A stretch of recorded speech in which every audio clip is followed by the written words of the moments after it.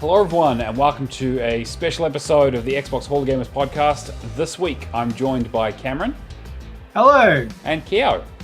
Hello. And I'm Matt, and we are doing our Game of the Year chat, or at least part of one, because obviously we only really have like half the cast here. So we're doing the Australia-New Zealand version of our Game of the Year, and I'm very curious to see when we do the US version how it matches up and what kind of fights we're going to get into. But first of all, we've been on hiatus for a little bit, for a few weeks, while we've been away on holidays and Christmas and all that kind of stuff. How was your guys' break? Keo obviously doesn't get a break because he works in retail.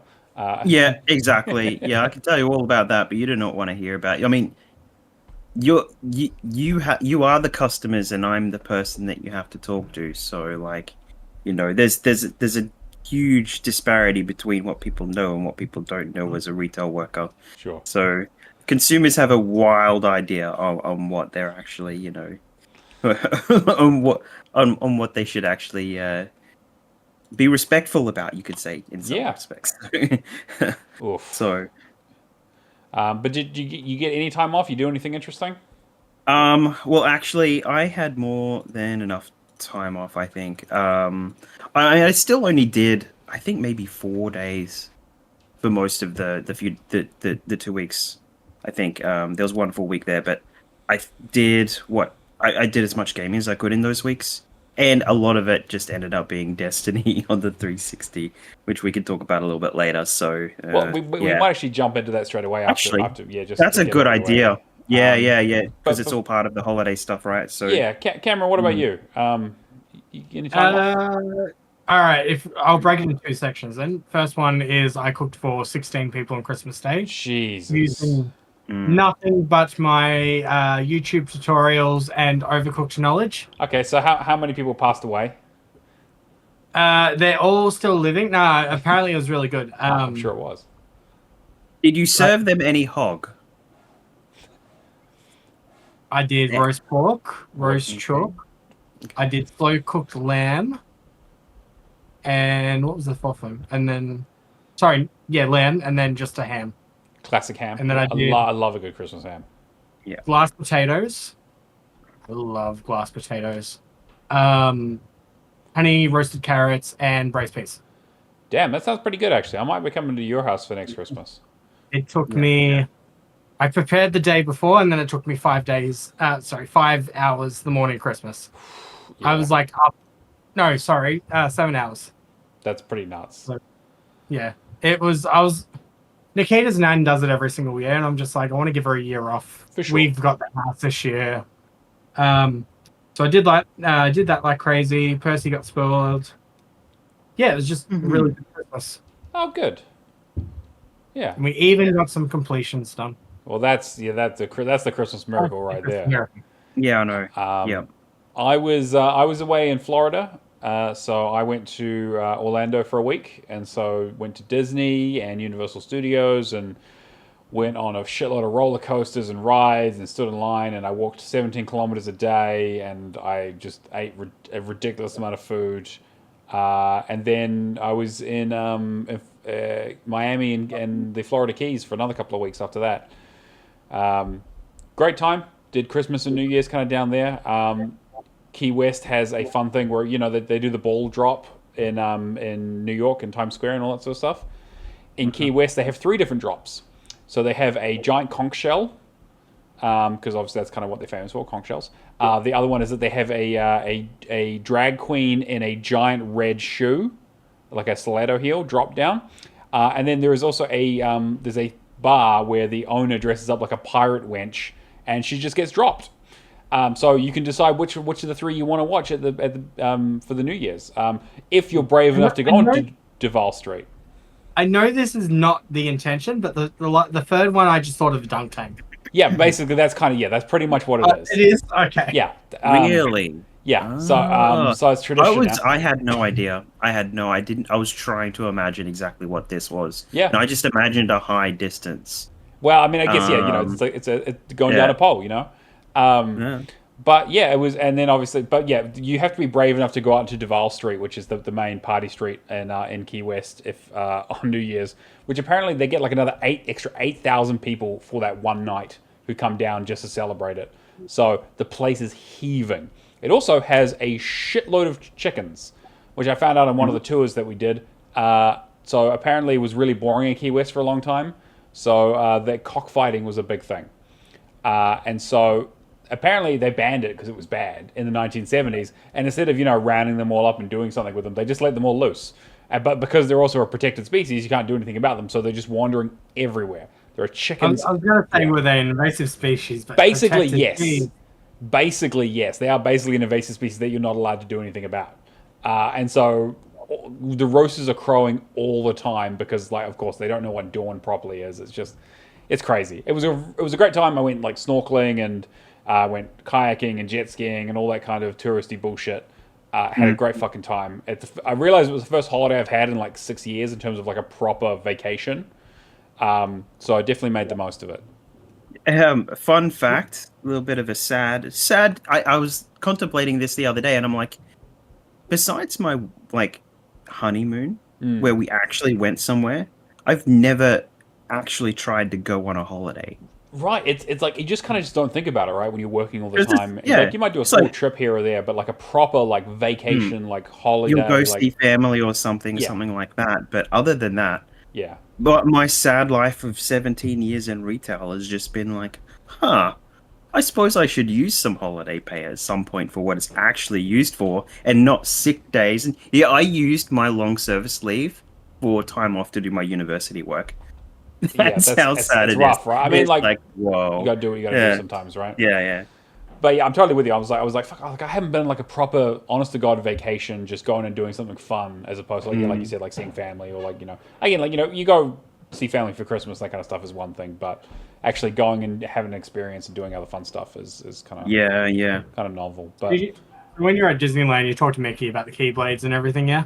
Yeah. He told me that he'd kill me if I said anything more about it. So apparently it's a no go anymore. Though also there was no Kingdom Hearts stuff there. They were trying to hide it for some reason. They were pretending like it didn't happen. Like what? It's bro, there was 20 games. Mickey, Okay, I've seen curious. you. At Disneyland, what is the best thing at Disneyland to do now as a 30-year-old man? Yeah, 30 something. I don't. There were a lot of good rides, but I think Magic Kingdom is still the one. I love Tomorrowland. I'd never been to Disney before. This is the first time I'd gone, and again, as a 32-year-old guy, I was like, this is going to be kind of weird, but it was actually great because I didn't have to deal with too many screaming kids, and I got fast passes because fuck that, I'm not waiting in line. Fuck those kids. Fuck those kids, basically, yeah. So Space Mountain is so good. I love Space Mountain so fucking much. And I love the theming, and Tomorrowland was really cool, and I did that. I went to one of the things we'll move on after this because this isn't the fucking holiday podcast. They do a Monsters Inc. Comedy show where they have an animated character on screen, and obviously there's a person behind it, and so they project the thing on front of it, so it's all live.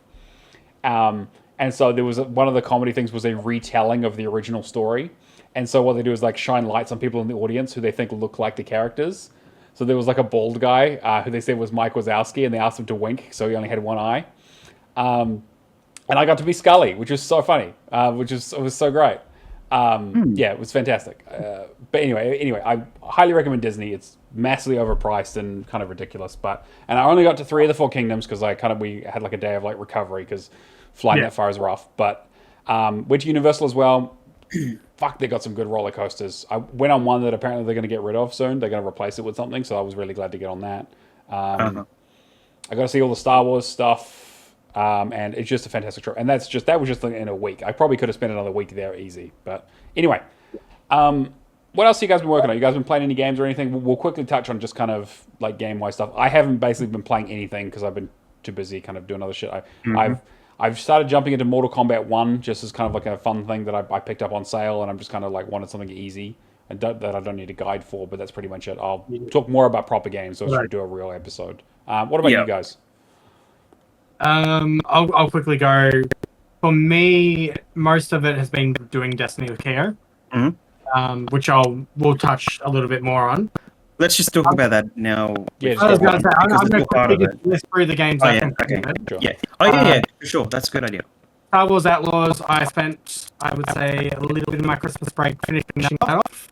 Towards the quick thing I want to say about it towards the end of it, as your abilities unlock, it becomes such a better game. I finally got a handle on the bike and all that. It just became very enjoyable in the second half. Yeah. Just a pity you have to get through the first half to get there. But it's one of those games where I think the abilities aren't strong enough in the first half that kind of dampens the experience. But when things open up, it becomes a lot better. And it might just be updates too. It might just be perceived. Oh, you might be right though. I've heard that people like the latter half of the game more than the beginning for sure. Yeah. Went back and finished Far Cry Primal. God, there's so many upgrade points you need to get in the game that I forgot about. Yeah. But I just wanted something that I could easily just go around the map and tick things off. That was pretty good. Borderlands 2, I chipped away at all my side quests and finally got that done. I've been working on Overwatch 2, which I've only got 5 achievements left to do now. I did a bit of Guitar Hero with Nick. And then the last thing I did was the complex because I just wanted an FMV. Quite easy thing to clean up. And God, the perceived violence in that game with the gunshots and everything is god awful, but pretty bad. I thought for them, I mean, it's the same problem that most FMVs have, the way they have to split the story, so it doesn't make logical sense when you think about it. But yeah, I thought it was okay. Yeah. I'm with you on that. And then let's talk Destiny. Yeah. So I have been on people's asses all for like the last 3 weeks to get the 360 Destiny done. Like, including Cameron. I've been like, hey, you want to jump back into Destiny? So we weren't exactly sure at where you were at, I think, when you were first installing it. And I think you're a little bit lower. We knew that I had the Rise of Iron stuff. We knew that I had the Heroic King's full raid because the Heroic mode had never unlocked when I originally finished the game. On the 360? Really? Like, as in, I did the DLC, but then you know how they staggered the releases? Oh, right, of course. Heroic was a few weeks after, and or a month after, I never came back to it. So I jumped in, and I was about 300 light level, roughly. And this raid is 310, but you want to be like 320, roughly. Yeah, 315 to 320 was the most comfortable, I think, a lot of people were sitting at. You'd struggle a little bit if you're a bit lower than that. And we basically just ended up, we started the raid the day of or the day before reset for the first time. So that was basically got up to the first boss. I think we beat the first boss and then just stopped. And then everything reset. Yeah. The second week come along and we got up to, did we only get up to Golgoroth that week as well? I think the second week we only got up to Golgoroth, and then I think you saved the checkpoint for that, right? Tried to save. Actually, no, I did save the checkpoint because then I was talking to a separate group and said, "Hey guys, because they invited me to a raid and they're like, we've got 4, and I'm like, I've got a checkpoint." It's like, here's a little bit of enticing, come and play with me. I'm not playing with you. So we jumped in and went from that, and there was I swear that one of these guys his name was like literally Destiny Modder or something like that. And I'm like, something's funny. He's the lowest light level in the room, but he's face tanking Golgoroth. Yeah, to give it a quick explanation. So Golgoroth, you have to shoot down a bubble and then go into this like little pool to do significant damage. This guy the whole time was just taking shots and whittling it away. Yeah. It seemed unending ammo, like a pool of ammo, basically. Yeah. So, but disregarding, we only got up to Oryx that week, and then I sat in the game for like 3 hours. So I was there when the changeover happened, so I could be down in the raid, and then you come out of the raid to save. So crossover happened about 8 p.m. Australia on a Tuesday night. So, and if you're in the raid at that point, and then you have somebody come in with you after the reset, they basically save that checkpoint. You go out, and then you come back in. Because I tried it. I went out, and then I went in on my own, and it took me back to the start. But then when I went back up and then joined this person, it put me at that checkpoint. So, and then I saved that checkpoint another character, and I'm like, all right, we're securing this, we're going to do it. So it was the third week that we were trying to get this raid done, and just getting all of the people at any point together. Like, people were playing in the US and stuff, and there was there's a nice lady from Argentina that was joining us as well, and it was like anywhere between 2 and 6 a.m. in the morning. Jesus. All of that. So for them. And then the whole time, like, me and Kia were in... So originally it was 2 Discords, and then I jumped into 4 Discords. Mm-hmm. And the original 2 were just, like, nagging everybody, just like, all right, there's multiple people in here now. As you would imagine, the population for the 360 version of Destiny is non-existent. Yep. To the point where I accidentally... I invited somebody that was in the tower to the group that we found out was like one of the most toxic members of the community. Jesus, all right. Yeah. Yeah. Somebody that hangs around in the tower and then finds people to play with and then steals their kills and kicks them out and does all this funky stuff. So. Pretty much over the space of 2 weeks, though, we would jump in like one night or every second night. And the game was physically fighting against us in terms of lag and that as well, with the mechanics for Oryx. Yeah. Because you're meant to, the last room for the raid, you've got like 4 circular plates that you're meant to jump on in a particular order for the runner to jump up and get a braid. They then jump down, kill one specific enemy, and that starts like the next phase. Right. So we found out that I would say majority of the time I was pretty good as the runner. So I just volunteered myself to do that. Yeah. And then it was just having the constant communication of, no, you need to be jumping on the plates in the right order. But then the lag fighting against us. And then we eventually just got it done. Yeah. So I went from no experience with this raid to running it on hard, like within a week or so, basically, and just pushing everybody. I'm on. It was basically, I'm on, guys. Who's here?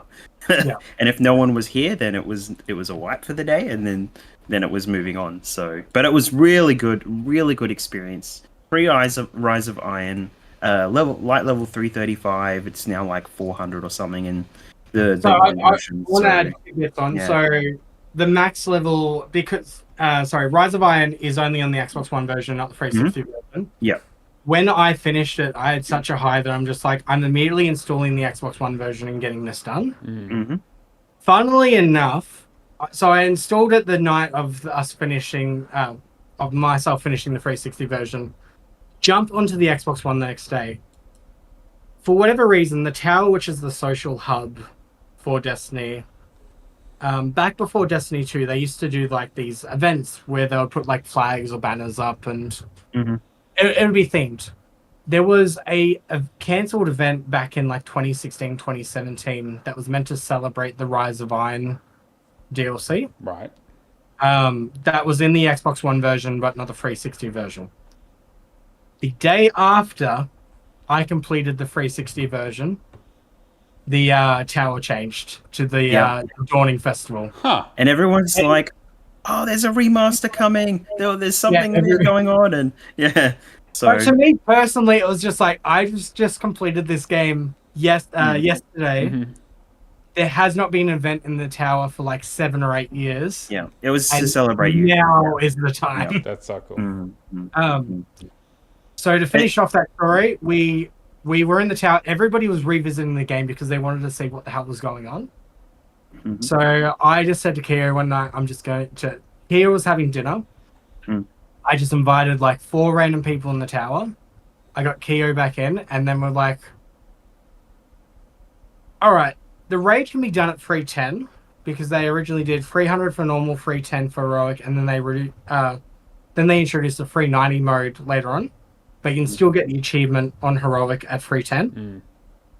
So we get a whole bunch of 400s in, being max level cap, and we just absolutely rinsed that raid. Nice. And it was so... having like weeks of it being the most difficult thing and constantly working against lag, and then going to the Xbox One version, having a Series X, everything loading super fast, and then just rinsing that raid, it was spectacular. It was great, and you've got 2 completions out of it. I got So 2 completions within like 2 days, Nice Mm. work. and now I'm on to Destiny 2, and I have no idea what's going on. I'll install it again actually because I can play some stuff with you. I think. It's just badges, stuff like that I'm like, Yeah. I'm gonna have to work out what DLC I need to purchase and everything. But yeah, that's our gaming for the holidays. And for some reason, I've lost 10 kilos Oh, great. Hey, that's fantastic. Nice. because I'm preparing for the wedding, and I was like, all right, Shredding fine. for the wedding, buddy. Yep. That's great. So must be all that Guitar Hero of Nick. That's got to be it. You're on the rock star diet. Shredding the kilos. All right. Which one? The The Mr. Brownstone. okay. You know, chasing that dragon. You know. I also said we did the show live on Twitch. If you are an audio listener for whatever reason, I don't know why you'd start with a Game of the Year edition, but yeah, Xbox Hall of Gamers, come say hi. Usually at the front, I got completely distracted by our chat. But yes, we are going to talk about Game of the Year stuff. We will also do a couple of bit of wrap-up pieces at the end, as usual. But I will say this is going to be part 1 because obviously we only have half of our cast here. So we will do another. We'll do another episode with Jake and Shane, and we'll see how those lists compare. But what I'm going to do is I'm going to go through some lists of the list of everything that the 3 of us have played over the last year. That's came out last year in 2024, and we're going to decide whether it's a yes, a no, or a maybe. No's basically are like, yeah, no, there's no way it's ending up on our top 10. A yes is like, it needs to be on the list, almost certainly. And maybes are like, yeah, it's up for debate. Same thing we did last time. I'm going to go through my list because I've got the biggest list because I've played the most games. But we'll just go through and we'll see what we've got. A lot of us have played a lot of these games too, which is helpful. It means we can have some discussions. If you want to talk about a game, but you don't think it's going to be on Game of the Year mention, we can put it in the maybe category, and when we revisit it, we can kind of expand on why we think it should be there and what we think about it. Yeah. All right. First one, a little to the left. No, I don't think so. No. I mean, we've all played this, and we all had fun with it when it came out. But I want to use this one starting straight off the bat to establish a principle. Sure. Base game versus DLC. I think if you judge this by a base game, I would be more leaning towards maybe. I do think it is a good title if you judge it on base game alone. But those DLCs really didn't let's go with base game because I think that's probably fair. Like that's mostly what we're talking about here for the release. Okay. Yeah, totally. The actual release of the game. All right, I'll put it in the maybe category for now, but maybe like a low maybe. I don't think it's going to hang. It is a low maybe to me, but I do want to establish that straight off the bat because I think the base game is pretty solid. Yeah, I agree. But do you think it's going to end up on our top 10? Realistically, if it was, it would be in the. It'd be like number 10. Number 10. Yeah. Okay, so I'll put it a maybe for now. Age of Mythology Retold. Yes. Okay, I'm gonna. Okay, you want to put? We'll put it in yes. If one of us wants to put it in yes, I'll put it in yes. That's fine. I will put it in yes. I will fight to the death for it. It might not be in my top 5, but I still think it. Okay, yeah, I definitely want to talk about it because it is a good game. But as we have in previous years, we do tend to weigh a little harder on remakes and remasters and that kind of stuff. Yeah. All you need is help. We all played this.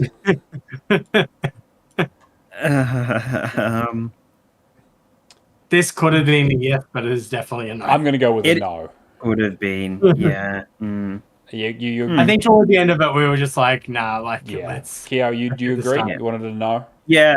It's so charming though, but I mean, no. Animal Well. Did any of you guys play this? I haven't got around to it yet, but just based on reviews and all that, I would say yes. I'm going to put it in. Yeah, I'm going to put it in yes for now. I think it's definitely. It's very well rated. I really, really enjoyed it. We can talk a little bit more about it. Another Crab's Treasure. I never played this. I would say maybe. Yeah, I'll put it a high maybe. Yeah. Polyjustice. No, we don't need that because it's a remake. Botany Manor. I like Botany Manor. I don't think it's the game of the year. No, I don't think so. I think it's a low maybe if I was to push for it, but personally, I'd probably go no. Yeah.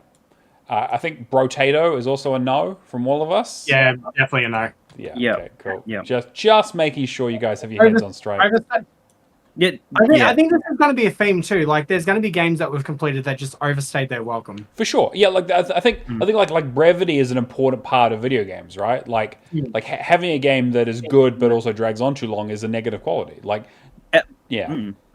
Well, actually, the longevity of A Little to the Left having to play for 50 days and do a daily is different to the way Brotato sucks. For sure. Yeah. Although I'm also not a huge fan of the 50-day thing either. Not at all. Call of Duty Black Ops 6. Yes. I would say low, yes. I'm going to say yes. I definitely think it should be in there somewhere. Okay. The Doom collection I'm not going to put in because I don't think that really counts. Dragon. And they delisted the old version. They did, yeah. Dragon's Dogma 2, I'm going to put in maybe. I want to talk about it, but I think I'm the only one of us who've played it. Yeah, you are. Dungeons of Hinterberg. I played it. I personally would go no. Like, just knowing that there's better games than me, I would say no. I'll put it at the end. But if somebody said maybe, then I'll put it in maybe. Like, I think like it might be a contender for like 9 or 10 if we have a space for it. But yeah, I think you're right. I don't think it's going to stay. Fireworks we don't need. So that's fine. We can. Yeah, I played it. No, it's fine. It was a Windows game. It wasn't very good. Flintlock. I know you've got some opinions on that. I'm gonna say yes. Okay, we can put that in yes. Goat Simulator Remastered, no. Humanity. Did any of you guys play this? Yeah, I wasn't interested in this at all. I thought it was interesting, but I don't think it's Game of the Year material. I know a lot of people really enjoyed it. It's also a port of something that came out a little while ago anyway. This is an interesting one. Indiana Jones. Yes. Yeah, that's gone. Yeah. Oh, wait, are we counting games before December? Yes, we are. Sorry, after December. Yes, we are. Yes, we're not going on Game Awards rules here. Yeah, I think Indiana Jones definitely needs to be in there.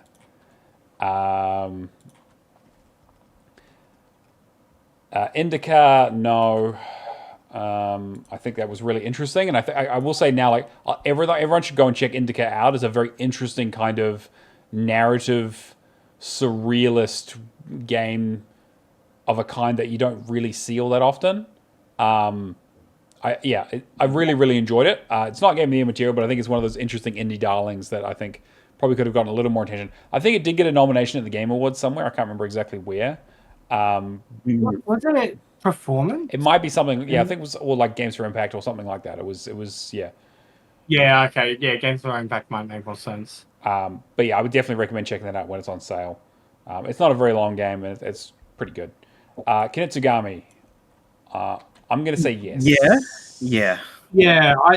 I don't know. I don't know if it'll stay, but I definitely feel like it should be in the running.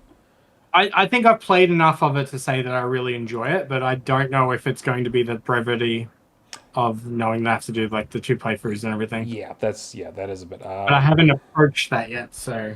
Legacy of Kain, I'm going to put a no for a few reasons. As much as I love Soul Reaver, Life is Strange Double Exposure. Did you guys get around to playing that? Nope. No. Okay, I'm going to put that as a no. I don't think it belongs there. Little Kitty Big City. In my mind, I say no only because I think there's better indies that have stood out this year. Sure. I can put it in maybe for now if we. I'm happy with a maybe though. Like maybe's fine. It was a good game. I played like an hour of it, but I would not be surprised if it dropped out. Yeah, I agree. Metaphor is going as a yes. I will not hear anything against that. Open Roads. I say no just because I think there's better indie experiences that came out this year. Yeah, I also just think it's not a very good game. Persona 3 Reload, I'm going to put as a maybe because I think it was a very, very good game, but it is also a remake. It's a very good remake, but I think it's also a remake of my least favorite Persona game, which I know will probably get me crucified. Prince of Persia: The Lost Crown. I think there's got to be a maybe. At least. Yeah, it's got to be at least, yeah. Okay, Return to Grace is a no. I don't think that needs to be on there. Rolling Hills. Do you guys play Rolling Hills? Yeah, I complete as well. It's brevity as well. Yeah, I just get. yeah, I think it's an okay game, but I don't think it's game. Yeah, I gave it a go, but. Hellblade 2. Um, I feel like I have to. don't I feel know. like I have to put it in maybe, right? Like it needs to Okay, be. so yeah. This is the thing that hurts me. If this was technical achievement of the year, Sure. I would say yes. Yeah. But the fact is, I played like an hour or two of this, and I'm like, I can't get into this. Yeah. I'm really struggling. I feel bad putting it in no, though. I'm going to put it in maybe. Okay. Fair. Battlefield Star Wars Collection and Dark Forces Remaster can go in no. Still Wakes the Deep, I think I'm going to put in maybe. I really enjoyed that game. Yep. Do that. I'm glad that I did it for my for the my Mystical Burden because it was one of those games that I kind of missed during the year. Tales of Kanzera Zao.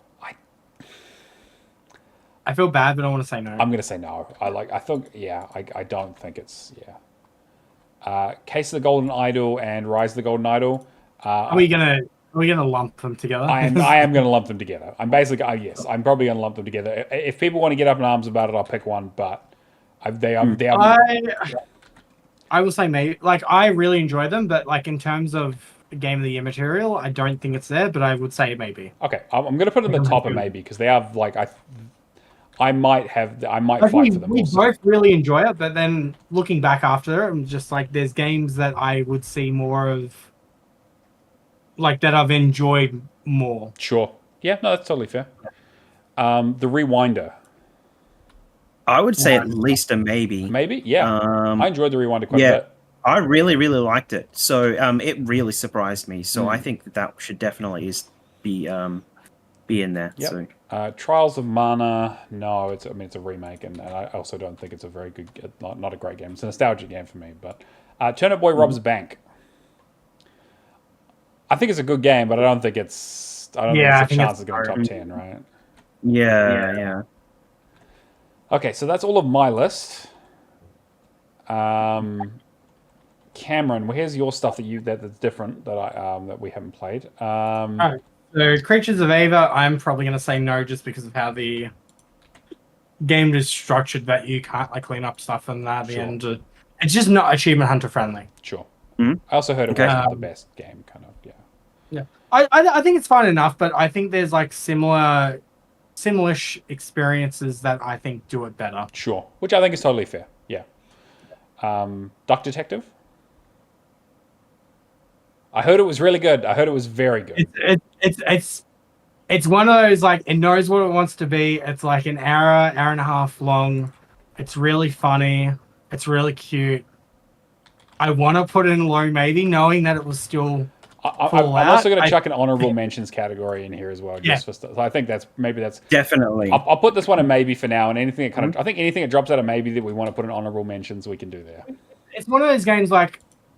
The best way I can put it is there's games that are designed for certain groups. Sure. Like if I wanted to say like, all right, I want a list of games for my daughter, this would be top of the list. This would be her game of the year. I guess that's what I will use my honorable mentions for. Sure. Yeah, I think that's fair. This is probably one of the best kids games that came out this year. Yeah. Sounds good to me. Okay. All right. Just Crow Things. Fitting it into the same category, it's just one of those games that you mess around as a crow. Really solid kids game that I think deserves an honorable mention, but would not fall into Game of the Year. Okay, I'll put those in honorable mention. Lightyear Frontier, probably not, right? I want to say high maybe. Okay, sure. All right, that's a bit of a surprise, but sure, yeah. I'm gonna say my reasoning for this is making co-op games is hard. Mm-hmm. I don't think we've really experienced that many bugs when it comes to Lightyear Frontier. We have, for the most part, had a really good time. We've started doing the title update this week. I just think, it's probably like one of those really solid co-op experiences that I don't think we get enough of these days. Sure, yeah, I think that's totally reasonable. I'm not including Mafia Definitive Edition because you're trying to sneak the Windows version in here. I know what you're doing. Marvel Rivals. So Marvel Rivals, I want to say yes. Okay. You want to say yes? All right. And I'll wait till later to explain my reasoning. All right. Once I'm done here, I'll save the trailer so you guys can see where everything's kind of sitting. Yeah. Pal World. Have you? I You haven't have played not it? played it. Yeah. I know you two have, so Mm. I'm going to have to rely Yeah. on you for this one. I'm personally saying high maybes. Yeah, I reckon it had. Yeah, I reckon it probably needs to go into a high maybe Okay. or low yes. Yeah. Because like if I want to defend it a little bit here now, it's Mhm. it was a January game as well. Yep. So they Because do I often know- get overlooked for sure. They do often get overlooked. The amount of shit that what's the studio's name? I can't remember, but yes, they've been through a lot recently. Pocket Pair. Yeah, Pocket Pair. Pocket Pair. With Pokemon and everything, like I just I do think it at the very least deserves to be an honorable mention. Okay. Yeah. Yeah. I know you want to put Redacted as yes. Redacted is a high Is a yes. lock. Yeah. Okay. That's I knew that. Star Wars Outlaws. I'm gonna say yes. Okay. Yeah. All right. Hey. I'm saying yes too. Oh, so good. it's Hey, gonna go in that there. sounds like it needs to be on the list then. All right. Mhm. First Ascendant. Which I just want to point out too that I'm allowing a Star Wars game to be in a yes. Yeah. Okay. All right. Well, this was the one Star Wars game I haven't played this year. I haven't played it. I've taken 2 of them off the list for me already. So. Come on, you're not putting that. No. Ah. The Dark Forces remaster was pretty good. First Ascendant. First Ascendant, I would say low maybe. Okay. And I could lump X Defiant in as low maybe as well, but I'm gonna save us the time and say no. No, it's not. It's not making it a day. Only Yeah. because like COD and that is like the better experience. Yeah, I think that's fair. Yeah. All right, Keo, so you got a few games on here. Suicide Squad, Kill the Justice League. I'm assuming is a no. It's a yes. Actually. Okay, all right. I'm putting it on yes. Dude, for the same reason, and I'm not arguing about it yet, but for the same reason that Star Wars Outlaws is on there. Okay, all right. So, Whole IO. no, that's okay. It's a little, it's just kind of like it's one of those. It's like that Donut County game Oh, okay. where you basically have like a hole, and you just you just go around on like a flat surface, and you drop everything into your hole. Gotcha. Basically, and it would have been a really, really good streaming kind of get people into stream and play with you kind of game, but it's bare bones and it's really nothing there. The multiplayer mode is even blacked out on the main menu, and I'm like, I don't even know alright. why or how. So, but yeah, Space Marine 2. that is, I'm gonna have to go with a maybe with that one. Okay, that's fair. Yeah, it's very what you see is what you get kind of. I am thing with that. like again. There are a few things that I've missed this year, and that was one. Like I missed a couple of games that I just didn't get time for, and Space Marine 2 is one of those ones that I'm really sad that I didn't get to. Yeah. Clock Tower Rewind. Actually, no, because it is like a remaster remake, basically, but it is basically cut and paste with its quality of life updates. That's fair. Which I'm like again, Really it fun, could be a good game. It Yeah. just doesn't necessarily have to be Game of the Year, right? Yeah. And then Stalker 2. Stalker 2, I think should be on the list. You think it's a for yes? Sure. Okay. But I'm not very far into it, but it is solid. Okay. Let's really put it as a yes. Okay, I'm just going to delete. Sorry.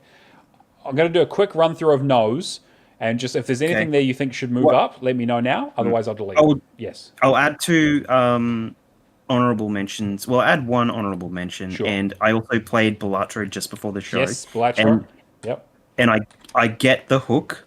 So yeah, just put it on there. But you guys haven't played it. We haven't played so, it, yeah. And I Like it's not I've going to played a sit very little. high on the list just because of Yeah. the half an hour that I played it. And Chin Doctor, our good friend Chin Doctor, also asked us to list it as an honorable mention because he's a huge fan of it, and I definitely feel like it should go there for sure. Yep. Yep. And this is another weird one because Sonic Cross Shadow Generations is a remaster from the 360, but half the game is Shadow Generations. Okay. You actually choose your game in the main menu, and you go to Shadow Generations, and it's really, really good. All right, I'll put Sonic We're Generations. saying X Shadow Generations is our is the technicality here with remasters is that there's actually I would just say half a new Shadow game DLC. included. Yeah. Well, DLC, yeah, basically. Have we all watched Sonic the Hedgehog 3 here? Yes, I went and saw it. I went and All right. Yeah, I'm just gonna. That is our number one film of the it was great. Yeah. TV show. Fallout movie Sonic 3. We should, That Yeah, goes great. That's two categories. I really enjoyed it for the most part. Especially the little bio lizard little cameo that I think most people missed. But anyway, we'll do a lights, camera, and action on that, I'm sure. Okay, so what I'm going to do is I'm going to go through the no's, and if there's anything here you think needs to be on a maybe or a yes, let me know.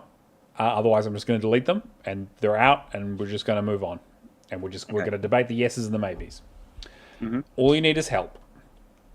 Apollo Justice Ace Attorney Trilogy, Botany Manor, Brotato, Doom +1 and Doom 2, Firework, Goat Simulator Remastered, Humanity, Indica, Legacy of Kain Soul Reaver 1 and 2 Remastered, A Life is Strange Double Exposure, Open Roads, Return to Grace, Rolling Hills Make Sushi Make Friends, Star Wars Battlefront Collection, Classic Collection, Star Wars Dark Forces Remaster, Tales of Kanzera Zao, Trials of Mana, Turnip Boy Robs a Bank, Creatures of Ava, X Defiant, Whole IO, and Clock Tower Rewind.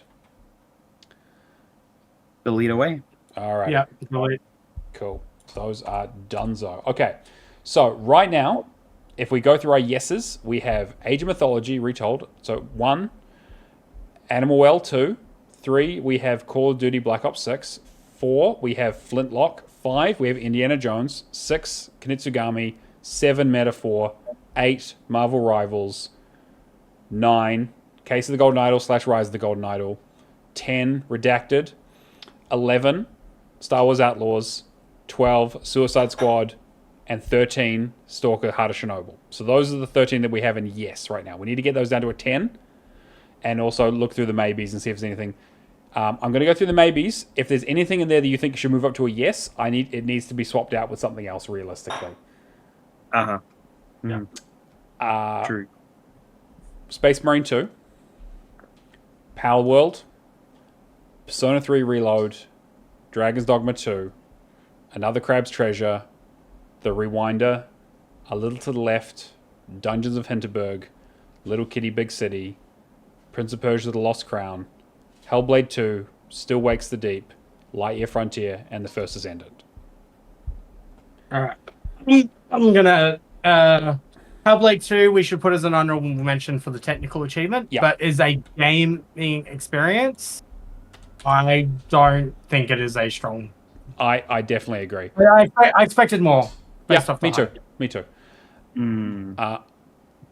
But I'm happy to hear rebuttal. No, I think that's totally fair. I really I enjoyed that game for what it was, but afterwards I was like that was not like they should have had more here, unfortunately.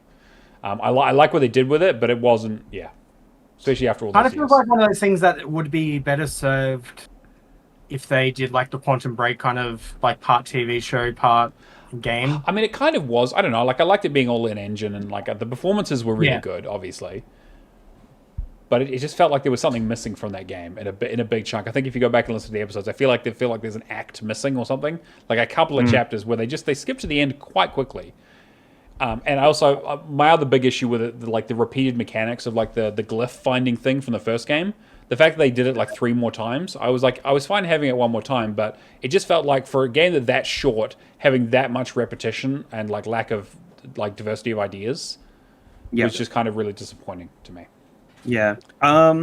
So for the maybes, the only 2 that I would talk about in terms of qualities would be the Rewinder, which the DLC was released when the game was released. I believe it was out at the same time. It had better PC mouse and keyboard controls than it had actual like controller controls, but the DLC actually felt different to play than the main game. Yeah, definitely. And the main game felt like once you got to the end of it, that the DLC seemed like it was more like a hub. It's like they can continue stories with this person. They just need to keep going. And it was almost like they didn't need to build a new game. It was the perfect Because it was like a prequel DLC, basically. which is really interesting because it Yeah. kind of explains some Yeah. fun things about the characters. Yeah. Yeah, so that whole game could be its own platform to add stories of the same character. I'm like, they could really capitalize that and just add to that instead of like making like the Rewinder 2. It would be really nice as like a compilation.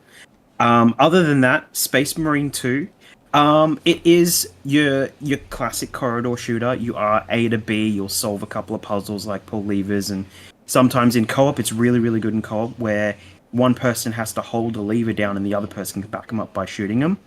But you're really there for the Zerg rush. Sure. Like, so many enemies on screen at once coming at you, and there are points where you're overlooking like areas and you just see hundreds of the creatures coming at you from below and then like trying to crawl up the walls to get to you. So there is there are a lot of really good moments in Space Marine 2. But if you're looking at in terms of gameplay, it still isn't any much further than like a Gears of War where you're just going A to B. It very much harkens back to that kind of style of game. Yeah, right? Which is the perfect kind of that kind of game, though. Like that makes it a good game. Can I use an example? Is it like how so for example, Dead Island 2, we all thought that was going to probably be a mess of a game, but it was just very solid as an experience, but it doesn't push anything forward. Your boundaries? Yeah, okay. Is that what you're like kind of I would say so. It's really there to tell the story. Okay. And for the Zerg Rush. So like they've made it really pretty. It's like adding special effects to like an old movie or something to make it better, or an old game like the remasters of them. And God, like there is so much stuff that they've added to it, but game like just playing on a controller, it feels so simple. Like it doesn't feel like a lot. I have heard the co-op stuff is very good though. It is. Yeah. So like most of the Warhammer games as we've played before have been really, really good in co-op. And this is no different, and it's good to have like a different kind of co-op. Do you think Suicide Squad's better than that, though? Well, yes, actually. Damn. All right. Okay. So my question is, if you did not have co-op partners for Suicide Squad, would it still be a good game? Suicide Squad still hold up? Okay, cool. Look, this is actually a good place to kind of talk about this because the problem with Suicide Squad is that they, of course, like if anyone doesn't know, they leaned into games as a service with it. But it's not true games of a service that you would think that it was something that would be built on over time, because a games as a service, you're expecting like Destiny or Warframe level stuff where it's a continuation of this thing. Although they've added episodes as chapters in their seasons, so they've had 4 seasons for Suicide Squad, and what they recently did was made an offline mode. The game is essentially complete now, and you can access and switch between all 4 seasons at any time, but you can only upgrade one at once. So they've done what most games should do with the season pass, where they've basically given you access to do all of the content instead of it disappearing. So you can do any of the season passes, you can switch between them, you can get all the rewards, you can keep playing the game. So, but is the game fun to play? Is the other bit right? Because it is. So I want to touch on, is the game fun to play, and then with your comment about the season pass and all that, I think the unfortunate side of that is because the game's like struggled to launch. Yeah. If this game had been a successful product, I think the season pass and all that would have continued on, and it would be the fact that it is ending is because of its. Well, they're shutting it down. They're stopping it. Yeah, they're done with it. Yeah. Well, they're not shutting it down. It's just going. They're going to keep all the online stuff open. But it's content complete in terms of they're not going to put any more resources into the game. That's exactly. So in terms of gameplay, all of the characters are relatively fun to play. There are a lot of mechanics through the story, unfortunately, that every time you complete a mission, they are adding new stuff to it. So they're always like, they'll go, oh, here's a freeze grenade or something, and this is how you use it, or press LB and then right trigger or something to trigger this. And so they're always showing you new stuff, so you don't have time to kind of appreciate how many mechanics are in there. But all of the characters play well. They all have traversal mechanics where you can get across the map really quickly. And every single cutscene in the story is mint, absolute gold. Funny, laugh out loud, even single player or with other people. But the fact that you have other people there, you can actually enjoy what's going on and talk about the cutscenes. It's a game that has cutscenes you shouldn't skip. Cameron. Wait, So, So, Jake, as in, like, there is, yeah. So, I mean, yeah, there's basically, for the same reason that Star Wars Outlaws should be on the list, it has a lot of heart. I guess what I was going to Okay, say so- is though, like, Yeah. would you put Star Wars Outlaws above this though? Because I think that's probably Oh, yeah. where this is going to get to. Yeah. Star Wars Outlaws, 100% above Suicide Squad. Got it. Yeah. Okay. I would agree with that. Suicide, So- yeah. I want to raise two arguments for like Mm. Star Wars being above because of it. Yeah. One, Star Wars being its original story. The fact that Ubisoft made Sabak and Sabak is so fun to play. Sure. Which to me, like, I don't really care about like Gwent and the stuff that's in. Yeah. I just want to get the achievement and move on. I love Sabak. I want it to be. I want them to have a whole DLC actually dedicated to them because Sure. Wildcard, having the. Granted, the wildcard as the DLC was dedicated to Sabak. It wasn't in the way you just want to play it actually and not have a scripted story. Yeah. Okay. So, the questions I want to ask about Suicide Squad is going back to the brevity argument. Do you think you're going to have fun with this game like 50 hours later on? Because I can stay with games like Redacted, Star Wars Outlaws, Marvel Rivals, Call of Duty Black Ops. My brain chemistry was changed this year to the point of like I need to just jump onto this game the next day. Like, whereas in some other games, I'm forcing myself to play. Yeah. I think that it does fall off a little bit in terms of the open world stuff. Now, the way that they did the open world stuff is good because they have kind of random events that kind of pop up, and you're like, oh, we'll just go do that now. So it does take away from you doing things like the Riddler trophies and collections and things you're trying to do in the open world. But where something like Redfall had no open world events at all. Yeah, right. And this has stuff in the game set up so that while you're in the world, things will happen and you go and do things. Right. It's actually set up really well. But in terms of longevity, how many times are you going to be doing the same thing is probably the thing it's going to fall down on. Yeah. And is one of the only things that would be a problem eventually in this. But I would put it very close to, I'll just say, put it very close to what they managed to do in DC Universe Online in terms of actually maintaining the DC Universe as a property. So, I guess my final question then is, and I'm going to base my opinion on this. Yeah. How many times did you have an urge to just jump into the game and play solo and not have to worry on a co-op partner?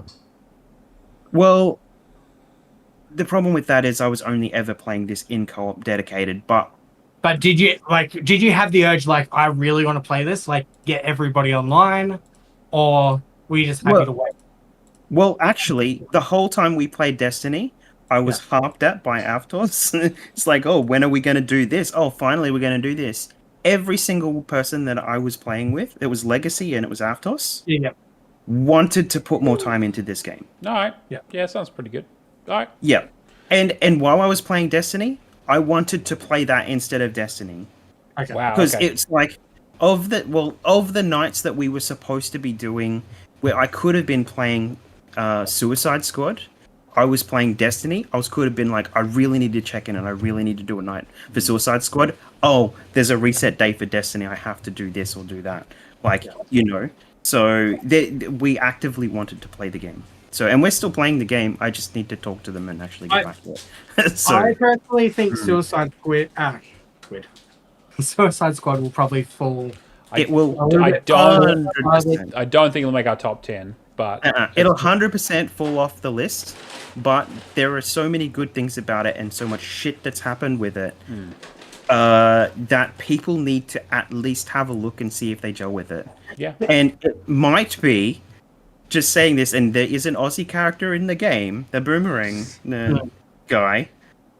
A lot of the humor sits along those lines where Australians get it. We understand the humor that goes along not only with that character, because there's a lot of that, but every other character. I think we would gel really, really well with the humor. But our humor is different to the American humor, and like that, I don't think some of the jokes would actually sit with them very well. So, which might have made the game fall flat in a lot of reviewers' eyes as well. So, Quick tangent. yeah. Has anybody here watched Creature Commandos yet? no. No. I heard it was pretty good though. So I do not care for like DCU and all that. Sure. Typically, yet I've watched Creature Commandos. I love this show. It's one of the best shows that I've watched. And every time I look at Suicide Squad now, Kill the Justice League, I'm just like, I want those characters Right. Yeah. in Suicide Squad. Yeah, true. True. That's my quick tangent. All right, I'm just going through the maybes. I'm going to take Persona 3 Reload out. I think it was really, really good, and I think it's the best version of Persona 3 that they've made. They smooth the edges in a way that really makes the game a lot more playable all these years later. Like, this was a PlayStation 2 game back in the day. So, Yeah. And the fact that also they added the DLC that was in the expanded game was really, really cool. But I don't think it's going to be our Game of the Year list. I'm going to put Dragon's Dogma 2 in honorable mentions for me. I really enjoyed it, but I just have not had enough time to play it, unfortunately. Like, I've enjoyed what I played of it, but I can't, in good conscience... I've had good things, but it falls into, like, one of those categories of, it's a good game that's probably not for me. Yeah. Whereas, for me, it's like a good game that is definitely for me. Time expensive. But I just have not had the time, unfortunately, and I can't put it on my list without playing enough of it, so I'm just going to put it in honorable mentions. I think we can take out Little Kitty Big City. I think it's a good game, but I don't think it's Game of the Year. I think it's like it's a kids kind of category kind of thing. A Little to the Left, I think, is similar to that. I think it was a good game, but probably not. I wouldn't replace anything on our current list with it. Yeah. Another Crab's Treasure, I think, is in the same camp. Dungeons of Hinterberg, again, really good game, but I think there are better things on our list. I think out of all the games there, the only one that I'm kind of like maybe could go to guess would be Lightyear Frontier. Okay, yeah. All right, so I think First Ascendant probably not. I think First Ascendant now is a good game, but just how. If you're a player of games like Lightyear Frontier, then yes. But a lot of the time, me playing in that game is me exploring the environment for no reason while you guys actually do the work. Yeah, that's kind of what, and also the fact that it's still in game preview also makes me go like, Because I'm like, I don't want to build shit. It's like, oh, thanks for the resources. I'm completely fine leaving it out. It's not one that I'm going to fight massively to. I think it is a good game. Okay, I like the only I'm going to put Prince of Persia: The Lost Crown up to yes for now because I want to talk about it, and I think because like that is a very good game.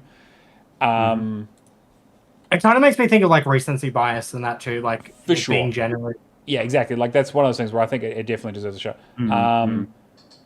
Yeah, I really like Still Wakes the Deep, but I don't think it's like, I don't know. I might move that one up for now. But okay, I'm going to put this into one big list now, and we can kind of start really deciding here. I'd refresh the list. Yep, I will refresh the list, and I'll put Rewinder up because I know you really enjoyed that. And we'll probably go there. Do you want Power? I'll put Power World up as well. And I think the others can probably. I think Power World will go honorable mention. Yeah. Okay. We can put Power because I think. Maybe not as a game. Like, as a game, it was more of a phenomenon. But I mean, it came out in January, right? How it affected the games industry, and sure, it's definitely worth talking about for sure. Yeah. All right, so I've just refreshed the list. Oh. Okay. Do you really want Just Crow things in honorable mentions, Cameron? I mean, as a kids game, yes. Okay. I like that. You could put Duck Detective plus just crow things. There's like 2 bird adjacent games. As a kid, I think really Dark Detective deserves to be on there for sure. I don't know. Okay. I don't think you can get rid of just crow. I'm not going to fight it, but Yeah. it is a really enjoyable experience. Okay, so our list now is Age of Mythology Retold, Animal Well for 2, Call of Duty Black Ops 6, Flintlock, Indiana Jones, Kunitsugami, Metaphor, Marvel Rivals, Case and Rise of the Golden Idol, Redacted, Star Wars Outlaws, Suicide Squad, Stalker 2, Prince of Persia, Still Wakes the Deep, and Rewinder. I am going to put. I'm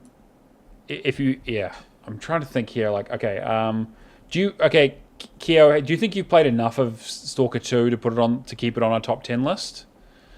I feel like I don't, but I feel like that's doing it an injustice. But I don't feel like I have enough. But yeah, Which I think is totally reasonable. I'm like, again, we're gonna have to make some hard choices here. Yeah, I'm just thinking, like, are there other things on that list that you'd want to fight for, or do you want to keep it on there? Oh, I'm happy to drop it,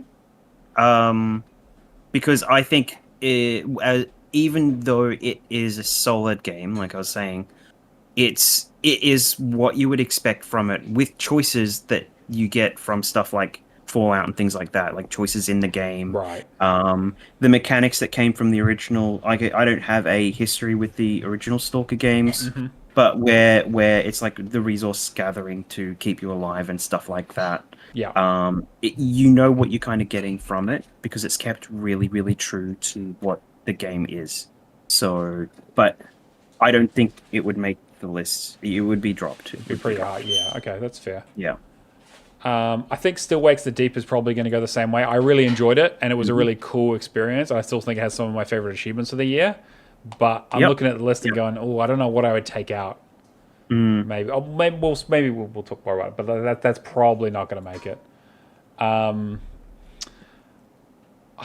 probably going to take Animal Well out. I liked Animal Well a lot, but I think that I don't know if it's Game of the Year material. I thought it was really, really cool, and I liked a lot about it, but I don't know. This is really hard. This is really, really hard. Okay, maybe let's go this way. If there's anything on this list that you definitely want to stay, you think 100% needs to be in there, Keo. We'll get to you in a second, Cameron. Keo, is there anything like I'm going to put like at the top of the list? What would be like your number one out of these that you definitely want to be on there?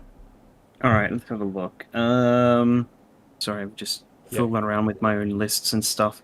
All right, so I think it's a really good list, honestly. It is a good list, yeah, and we've whittled it down a lot quicker than I was expecting. Yes, Cameron? All right, so I just step away for a second. There's 2 quick things I want to mention. Still Wakes the Deep should get an honorable mention for having the best, most thought creative achievement of the year. Yes, with the language drop. I agree. And the second thought, I'm just going to rip it out straight off the bat. As much as I love it, Age of Mythology should go down to an honorable mention. I don't think it should be in the honorable mention, but I think it was good and I enjoyed it. But it is literally just a port, really. It's a good one. I mean, yes, this is one of my favorite games of all time. Okay. I will. If you did take the DLC into account, Cameron's favorite game. Cameron's favorite game. Okay, that's fine. All right, we'll go with that. Fit the category of. I don't think it sets the game of the year. So I would totally agree. Yeah. Okay. And sorry, yes, Keo, is there something like number one with a bullet that you want on the list that you're like, this needs to be in that list and we don't want to remove it? We're talking about yes or the honorable mention. Sorry, the yes list. Yeah, hang on, I'm just the yes list. Yeah. There we go. That's a little bit better. Star Wars Outlaws definitely needs to be in there. Okay, you know what? I'm going to put Star Wars Outlaws at the top right now. That one is definitely on the list somewhere, 100%. Yeah. I think Black Ops 6 needs to be on the list. I think we all agree. I think we all had a great time with it. I think it's a fantastic game. I'm personally going to put Metaphor on there as my this is my lock. This has to be on there. Yep. Indiana Jones, I think if we all played Indy. I haven't completed that, but I definitely think Indiana Jones deserves to be definitely in the top 10. Solid. Yeah. Yep. I haven't played enough of it either, but I finished it and I agree. Okay, that's good. Okay, so then it becomes a question of Redacted. I know, Cameron, you want to have on the list. I think this needs to be on the list. Yeah. I Okay. In terms of gameplay experience, it's Hades. It might Sure. not have as strong of a story as Hades, but it's one of those games that like just one more run. I was Okay. hooked on it. And that gives us 5, and I think that's probably going to be our top 5, probably, unless there's something else in this list here.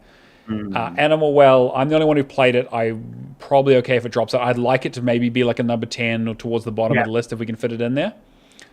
I definitely want to play it. I think it would probably be bottom of the list though. Yeah, I think Kinetsugami we should probably put on the list. I know it does have some problems. I don't know. I mean, realistically, looking out of all these games, I think Kinetsugami, as much as I enjoy it, I do think would drop off for me personally. Like, I think looking at Flintlock and all that, I would put it above Kinetsugami. You think? Okay. Yep. Okay. Yeah. Do you really want Marvel Rivals in here? Is maybe the question. I'm curious. Okay, so I know you finished it and you really enjoyed it, so I do want to hear about it. I finished it, which I don't usually do. I really enjoyed it. It saturates that, like, Overwatch back in 2017 was so good. Yeah. And Overwatch originally just hooked so many people, and it hooked me. This was just... Best way of putting this was going back to a game that you previously loved, but that is improved upon in every single way. Like this, Marvel Rivals is Overwatch 2. I was hearing Marvel Rivals is Overwatch 1, as in like it's like what we want Overwatch 2 to be, which means there should have never been a Overwatch 2. So essentially, it was like it's what Overwatch 2 should have been, what they did promise, and the fact that they've smashed out a season 1 pass already with so many characters, like compared to Activision Blizzard, you're like, what have they been doing all this time? For sure. Like, Okay. You know what? I'm okay with that. If you want Marvel Rivals in there, we can put it in there. I'm okay with it even falling like 5 to 10, but I do think it is. It shocks me how good of a game it is. Yeah, which I think is great. I really want to have Case of the Golden Idol on there. This is gonna be so hard. We're not that far off. We only need to get rid of like 3 games at this point, basically. I don't think Suicide Squad's hanging on this list. Of all these games here. I see. Yeah, but I mean, you guys both bought it. We do have both bought it. Cheap, we bought based it on how cheap it was, and me saying, yeah. So, I just don't think it's going to hang on our like top 10 list. I would be interested to know exactly how you would enjoy it compared to Gotham Knights. Yeah, true. But to be fair, I enjoyed Gotham Knights kind of, but that game was still a slog. It's the argument at the end of the day. If Suicide Squad was like a 10-hour experience, I might really enjoy it. Or a 20-hour experience even, I do think it's going to get to that point where, like, I'm sure we thought All You Need Is Help was very cute and fun in the beginning. Yeah, totally. And then by the end of it, we went like, no, this is... Yeah. I am seeing Suicide Squad drop off the list. It's like if you wanted to know what the game was like in terms of traversal, I would say look at the prototype games, and things like where you being able to cross the world so fast, stuff like that. If you were looking at end game stuff, generally it is completely different to Gotham Knights, just in terms of the way that it works. But yeah, so I'm really just gunning for it due to the passion that went into the game. When I was talking about DC Universe, I meant DC Universe Online. Yeah, of course. Like how close it kept to respecting the DC output, basically. I mean, if you like, I'm not even a DC or Marvel or just generally comic book fan, but I respect and watch all the movies and all that kind of stuff, kind of as they come out, as everyone does. Yeah.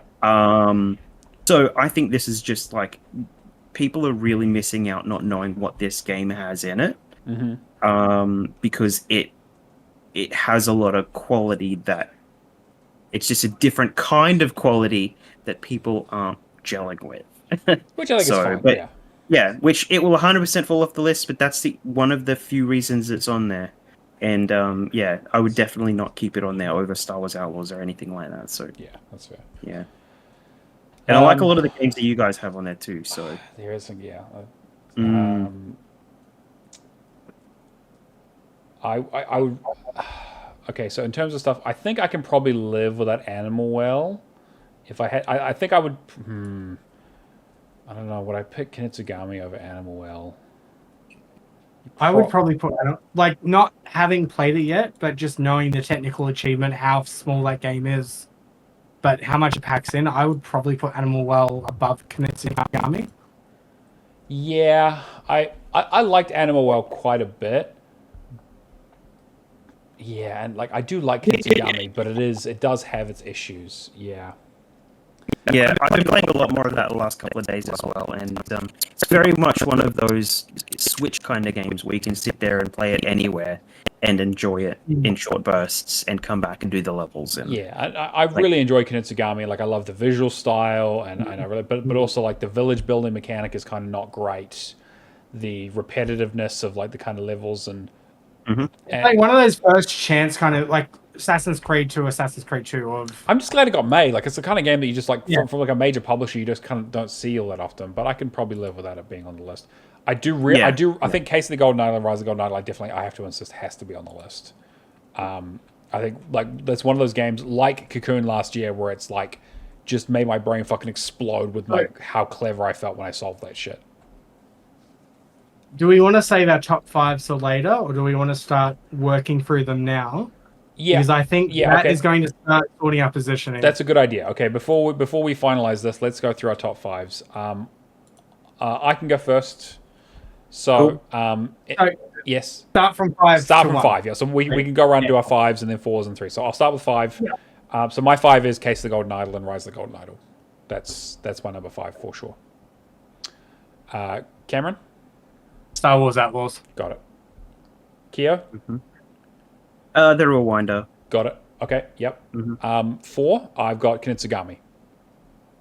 I've got. Yep. What do you got? I've got Flintlock. Okay.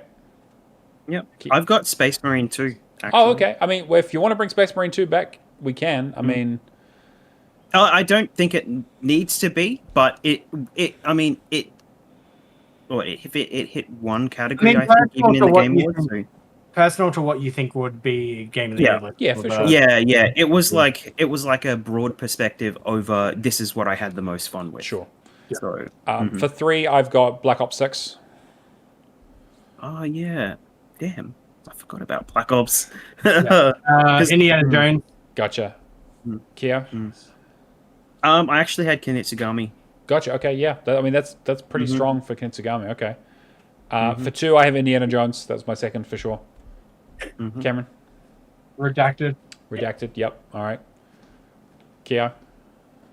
For 2, I'm probably actually going to swap out Suicide Squad, even though it belongs like in the same level as my next one. I'm actually going to put Black Ops 6 in there. I think. Yep. As number 2. And then number 4. Number 1 for me. No surprise, Metaphor. It's just absolutely fucking fantastic game. Cameron. Rivals. Real okay. Marvel Rivals. Damn. I've been really sussing it. Like I just changed it then. Yeah. I've been really sussing out between Redacted and Rivals. Yeah. Okay. But yeah, and I mean it's very close. And then Keo, your number 1. It's Star Wars Outlaws, actually. Got it. All right, so I'm just going to go based off evening out that list. Yeah. Should we potentially put Star Wars Outlaws as 3rd or 4th? Yeah, that's probably about right. I think let's. Okay, I'm going to start numbering these now. Yep. Okay. So we can move. Because I think honestly that's probably where Outlaws is going to end up. Yes, you're probably I think right. so. Yeah. I put it 5, but I would be happy with it being 3rd or 4th. I think it is a very. I think it's actually admirable that Ubisoft has put so much into making sure this game succeeds after the fact, and not just being like, all right, we're wiping our hands with it. And but by changing what was it, head director or something like that, the lead, changing their lead designer. Yeah. None of us mentioned Prince of Persia. I think it's probably. I think it was really good, but I just don't think it's. I think it's recency bias as well. Yeah, like I really enjoyed Prince of Persia, but it didn't end up on my list, and I was like, I was thinking about it, but there's just stuff that I kind of enjoyed more over the end of it. And I think Animal Well can probably. Well, okay, so that leaves us with Animal Well, Flintlock, Kinitsugami, and the Rewinder. And I think, you didn't have Flintlock on your list though, Cameron? Did you? I have Flintlock in 4. 4. Okay, so I think I can let go of Animal Well, and that leaves us with our 10. I think. And I never played Flintlock, even though I really wanted to. So I'm happy with Flintlock dropping into like the second half. Yeah, I definitely. I think what that studio did though with that amount of staff, like it's still a relatively short game, but I thought it was still a very smooth experience and probably one of the best AA games that I played that year. I really enjoyed it. I know definitely some people had some problems with it. I really, really liked a lot of it. It was definitely a bit rough around the edges in some places. I definitely think it's in the latter half of the 10. But I definitely, I'm totally happy with it sitting in there. And Kia, I'm sure you're happy with the Rewinder? Yeah, totally. Okay, so we have our 10. Now we just need to decide what order they go in. So we have Star Wars Outlaws, Black Ops 6, Metaphor, Indiana Jones, Redacted, Marvel Rivals, Case of the Golden Idol, Rise of the Golden Idol, Flintlock, Kinitsugami, and the Rewinder. Okay. I personally think Metaphor is the best thing that I've played this year and might have even won Game of the Year last year if I'd played it. It is near perfection in terms of the game it is. The only reason I would argue for it to be number 1, but I know that's going to be an uphill battle because you guys haven't played it, and you guys also aren't the biggest JRPG fans. But this is the problem, right? I don't think we've had a year where our top lists have been more separated because only one of us have played. Yeah, for sure. I'm completely happy with Metaphor being number 1. Even though I know it's not my game. I know it is a technical achievement. I think it is great that Atlas is experiment. Like they used a formula that works well for them, but they're changed in such a way that it is pushing forward. They were brave enough to go, we don't have to make Persona 6. We can actually do a different thing, make some changes. They could keep on doing Persona for the end of time and continue to print money. Knowing that it is a safe bet. The fact that Capcom is doing like Kinitsugami and that Atlas is doing Metaphor, I think is, very... They're taking the risks where the rest of the industry is going like, no, we need to have a safe bet. I guess. Yeah, and I get that too. I respect that. I think it should be definitely up there as well. I'm happy for Metaphor just because of our Atlas have done their direction with it being number 1. I'm going to put it number 1 for now, but again, we can always we can always revisit it. Yeah. All right. So we're putting Outlaws at 3rd. Well, or yeah. 4th? Let's. Like, I think. This is where I want to talk about. Outlaws is 3rd. I could maybe go. I think Black Ops is better than Outlaws. I think from what you guys have described about Outlaws is that like it has a strong finish and it has a lot of great stuff with it. But I think the early game stuff from what you guys have said really pulls it down a couple of things on the list. Yeah. Well, we haven't talked about Black Ops much at all yet. That's true. I'd be happy. Yeah. Well, what do you guys think overall? And again, we're talking about Black Ops 6 here as both the campaign, the multiplayer, and the zombies. Yeah, I haven't played the campaign yet. Multiplayer, absolutely loved it. More than happy to jump in and play multiplayer if anybody requested it, like at any time. I would be happy to jump in. Zombies is where it's at. I think gameplay level, they know where they're at with it. And we went back, Cameron and I actually went back and did some Black Ops 4 stuff, and you can see the makings of the creative improvements. The creative decisions leading into, it's like what it could have been if they really continued, and they've really brought it forward this year. And all the DLCs have been great, all the maps have been great. I don't think there's really anything bad. Like, I've tried to go in and just play solo and with groups, and they've both been really good experiences. I have to echo all of that. Like again, I cannot believe I'm putting a Call of Duty on my Game of the Year list, right? Like just thinking about like where Call of Duty has been, like Modern Warfare, the remake was really good, but I think everyone was like, yeah, that was really good, and that was kind of it, right? And like oh, the campaign was good, the multiplayer was alright. Like I have not gotten like I had so much fucking fun playing with you guys, playing solo, doing the campaign. Like I could not believe how good of a package this is. This game has no right to be as good as it is. They fucking knocked it out of the park, in my opinion. In terms of like the campaign's great, multiplayer was really fun, and zombies has just been fantastic. I wish there was more maps and maybe a bit more. There's a couple of things around the edges. I think it's like maybe like a 9 out of 10, but I still think it's a fantastic fucking game. The only thing for me that jumps out in front of my mind is when I'm looking at this list, I'm thinking of games that, I go to bed at night and I start thinking about that game, like just wanting to jump into it. And I will say compared to like Redacted and Rivals, Black Ops 6, like I think in terms of a game and so many people working on it, it is an amazing experience, but it falls short a little. Like I want to play it, but I'm not as, like if somebody asked me to play something else, I'm like, yeah, I'm fine with that. I have to play Yeah. Well, Star Wars and Black Ops 6 were literally I'm going to continue playing this in bed games.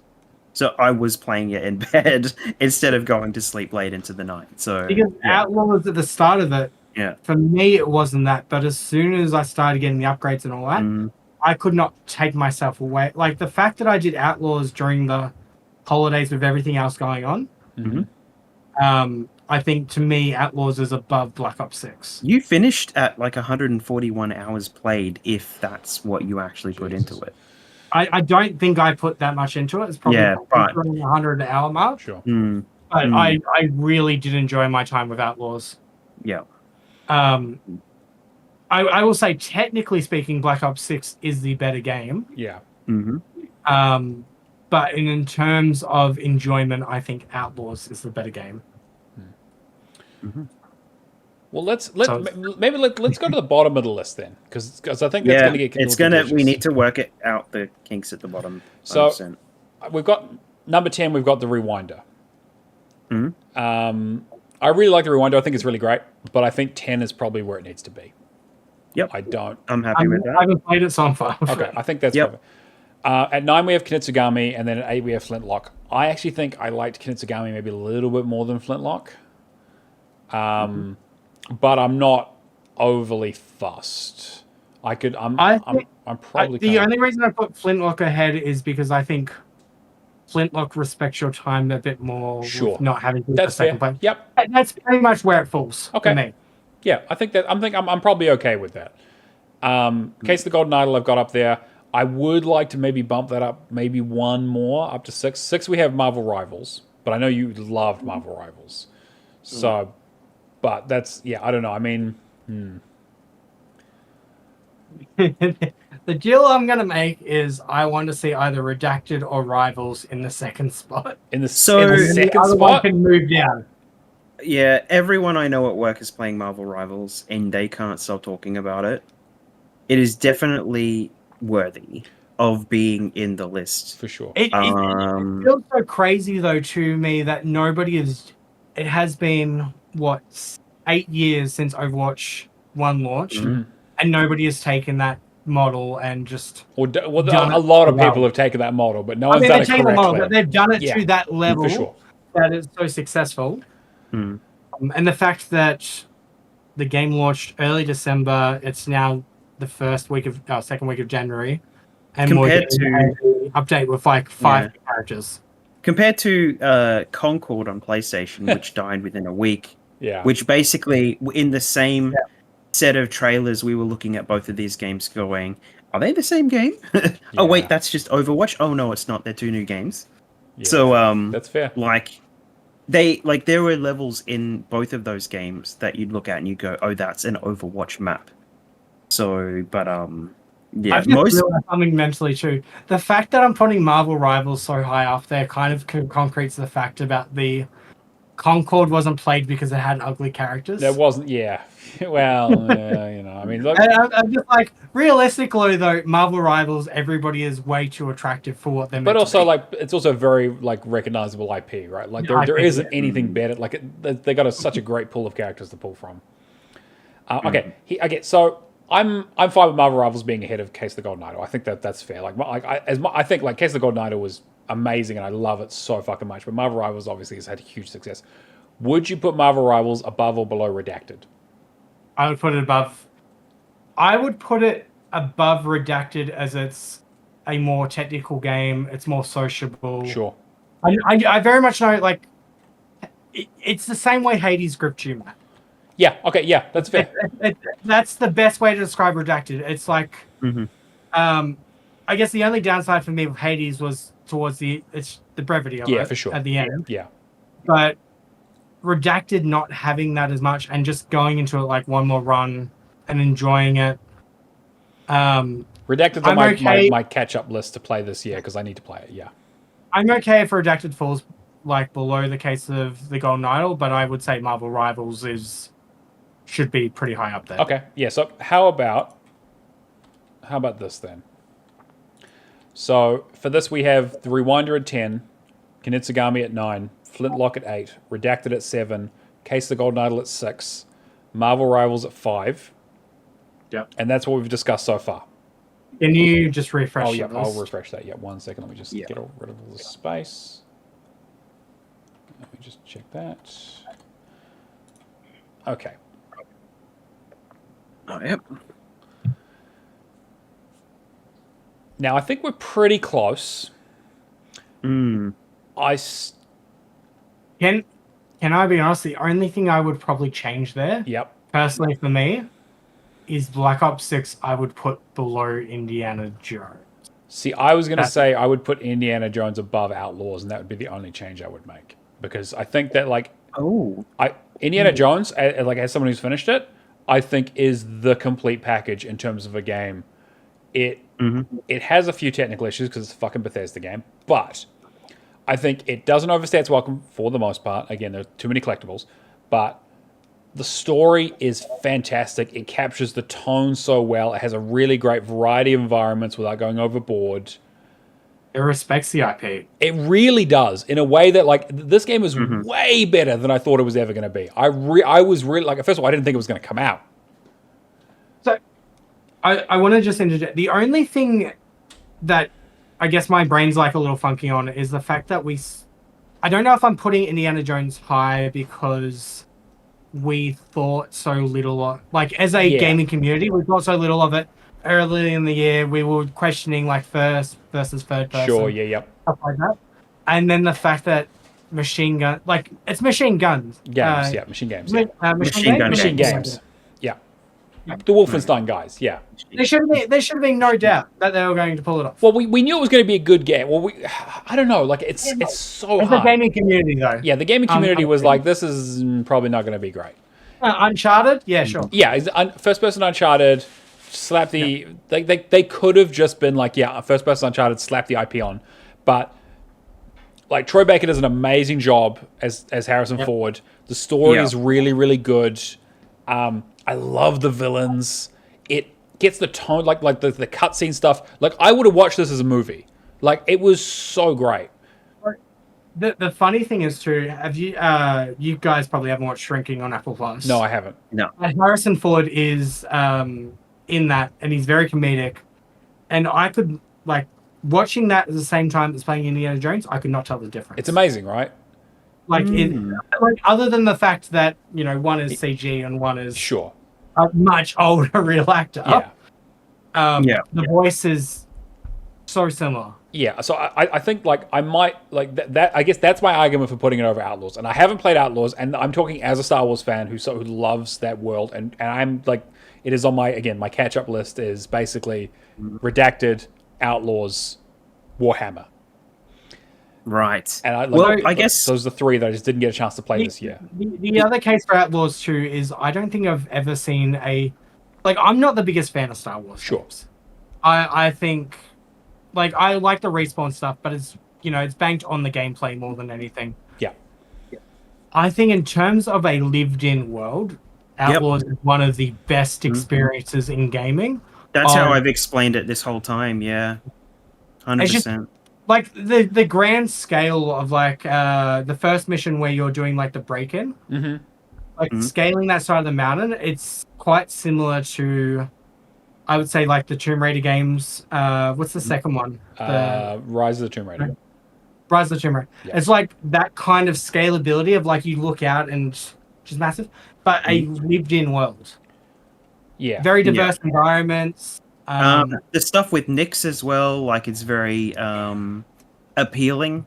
Like the detail that they put in when you go to the cantina or something and order food, and then there's a mini game that you have to do with Nyx, basically, where Nyx is enjoying the food with you, and there are so many moments with Nyx where they're building that relationship that you have with the animal that really brings more into it.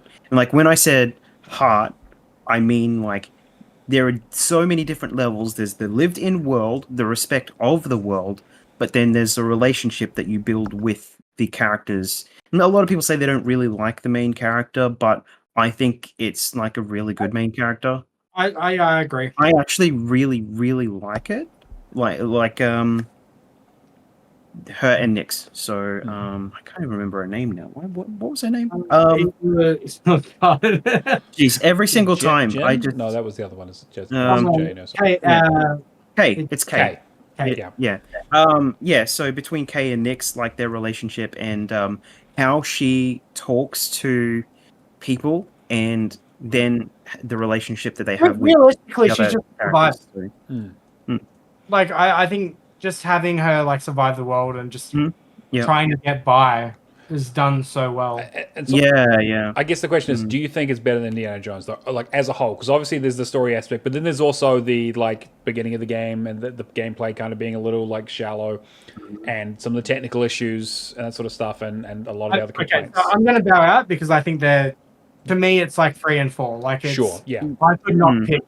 Okay. All right. I'm probably happy with either of them. I mean, personally, obviously, because I haven't played Outlaws, I probably would put Indiana Jones above it just because I think it's a better complete package from what I've played and what you guys have said.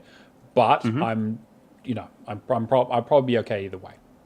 Okay, complete package as in less flaws generally. Sure, you would say. I would say so, and like probably like less complaints. Okay, yeah. And what about respecting content versus what I was saying with heart? Sure, I mean, like, but I also feel like Indiana Jones has a lot of that too, in terms of like it does, we're talking about we're talking about two Lucas IPs here. And I know. And like their takes on it in terms of like understanding that IP and building that world and how it's creating new content around it. Exactly, building content into an existing world while also respecting what happened in that world. I'm gonna put Outlaws above. Judas a buck. Okay. You tell me if Indiana Jones has a card game that I can play. It does not. That has been introduced to the world. That is so fun that I want to go back and play it. Actually, well, comparing how you play the games, you're looking at Star Wars with an open world game with like a speeder bike to get across areas, and then Tomb Raider like mechanics, as opposed to people look at Indiana Jones and go, "Oh, that's like Wolfenstein," but plays like Dishonored. Yeah, like gameplay wise, I guess Indiana Jones probably has tighter gameplay in that regard. Yeah, I would say so. So gameplay wise, Cameron, what would you do about like if you were just sitting in the world? If you were just sitting in the world and you had things to do, like we're talking about Suicide Squad, are you going? What's the first thing that you'd go and do? So the argument then is that are you better off to have more defined content, or are you better to have a larger variety of content that might be a little bit more janky? Because I would say that Star Wars, then you've got such a variety. You know, you've got the spaceships, you've got the traveling the open world, you've got like the high stuff, the hacking stuff. Yeah. There's a lot of stuff. So much variety of content. Whereas in Indiana Jones is like it's much more liminal, It's much more but it's much refined. more defined. Yeah, and sure. you can go back to areas, but effectively, once you're done with the game, it's a one and done. Realistically, it Yeah. leads me in a point of I don't want to put one above the other. I don't Yeah. want to put one above the other because it's kind of saying like, do you prefer more content? That like it just goes back to that argument, and I can't give a clear answer for that. Fuck, I wish I played Outlaws. Yeah.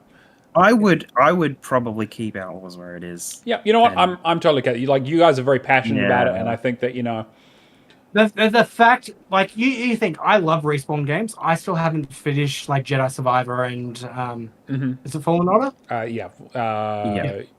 Fallen Order and Survivor. Yeah. Right. So I haven't gone back and finished them. I probably will this year. Okay. But Outlaws was so good to a point that I wanted to get it done. Makes me want to play the other Star Wars games. Actually, You know what? Yeah, that I think that sells it for me. Is that, like, as I loved Indiana Jones, and I think it was a fantastic game, and I finished it this week. Yeah. I really want to play Outlaws. Like again, like you guys have sold me on it, and so I think that is. I think if we'll do one more read through, and we'll just make sure we're happy. Yeah. Number 10, we have the Rewinder. Number 9, we have Kinetsugami. Number 8, we have Flintlock. Number 7, we have Redacted. Number 6, we have Case of the Golden Idol / Rise of the Golden Idol. Number 5, we have Marvel Rivals. Number 4, we have Indiana Jones and the Great Circle. Number 3, we have Star Wars Outlaws. Number 2, we have Call of Duty Black Ops 6. And number 1, we have Metaphor Refantasio. Are we happy with that? I'm happy with that. Cameron? The only thing for me is Black Ops 6, but Yes, I get it. Because we all played Black Ops 6, whereas where the other games were kind of taking hot takes on each other. I think that Black Ops 6 deserves to be there just because we all played it. We all played so much of it. And we all had a great experience with it. And I realistically think that if we had all played the games in like the top 5, I think Call of Duty Black Ops 6 would be a weaker title in the group. Potentially, yeah. Just because of like limited time. Yeah. And my even though I played so much zombies and I love it, and it's a lot more tighter than Star Wars Outlaws. My top 5 list was Star Wars Outlaws than Call of Duty. So All right. Well, so wait, with that comment, are we saying that Black Ops 6 and Star Wars Outlaws should No, I'm actually saying that I think it deserves the number 2 spot in the overall list. yeah. Okay. And even though, because of how much I liked the content and bringing everybody in with it, I think it's. I guess it was kind of a weird comment, but I know what you mean though. Yeah, I get it. Yeah. I just think, I think Black Ops 6 is like the best multiplayer experience I've had in a long time. And we played a lot of multiplayer games togetger, but this was the year for like, wow, this is. I just wanted to play more of this, and I finished it. Like I blitzed it. I was like, I'm going to do the zombies. I'm going to fucking do this myself, or I'm going to work on the Easter egg, or I'm going to, I could not put that game down. Yeah. All right. Well, yeah, so we've gone through our personal list. We've got our top 10 for the AUNZ list. Very curious to see what Jake and Shane have been playing. Shane in particular, especially because he fucking plays all kinds of stuff. Yeah. So we will have a look at that. And yes, so we also have our honorable mentions of Age of Mythology Retold, The Duck Detective, Balatro, Sonic Generations, the Shadow version of it, Senua's Saga, Hellblade 2, Dragon's Dogma 2, Power World, and Still Wakes the Deep. Highly recommend you guys go and play all those games. And you know what? I'm actually going to put Warhammer on here as well. Because I feel like Space Marine 2 is one of those ones that I would love to have fought for, but I just did not have time to play it this year, unfortunately. Totally. Yeah, no, it definitely should be in that honorable mentions then. All right. Before we finish it off, Yeah. I kind of want to just say, out of the games that we haven't played or haven't completed, is there like 2 there that you are really like you want to leave here today and just play? I'm going to play Redacted and I'm going to play Outlaws. Like I have to play those 2 games. I've been like Outlaws. I'm definitely going to play because I'm going to pick up Ubisoft Plus at some stage. I'm just waiting for them to finish their update cycles because I know they're adding a lot to that game. And Redacted, I'm waiting on a sale, but. And I think Kinetsugami might be my next play in bed game. Actually. Definitely worth playing, yeah. And I think that's a good one to chip away at for a while. How long is the Rewinder? It's not very long. I mean, again, you can use a walkthrough if you want, good to make it relevant. You can do it in a 2 hours, 3 hours if you really... Yeah, if you really blitz through it. But I would say just take a day. Enjoy it. Yeah. Yeah. I might go to Indiana Jones then, try and get Kinitagami done and Rewinder. Yeah, I would definitely. Yeah, and everyone should play Case of the Golden Idol, and Rise of the Golden Idol as well. Although like it's not like I didn't like it quite as much, but they are basically the same game but more. Yeah. Flintlock, you can whatever, it's fine. Yeah, No, they're all going Flintlock on is my good. list. So yeah, Flintlock is just a really good, solid. It's a solid game. Yeah. Mhm. And obviously, every single person should buy Metaphor, but I totally understand if it's not your kind of game. But it is probably the most accessible JRPG I played in a long time in terms of like they have really shaved down the edges and made their game really very very playable. How is it for missables? Um, Like, is this a game that I need to worry about a guide with? well, it depends how efficient you want to be because you have to do 2 playthroughs. Yep.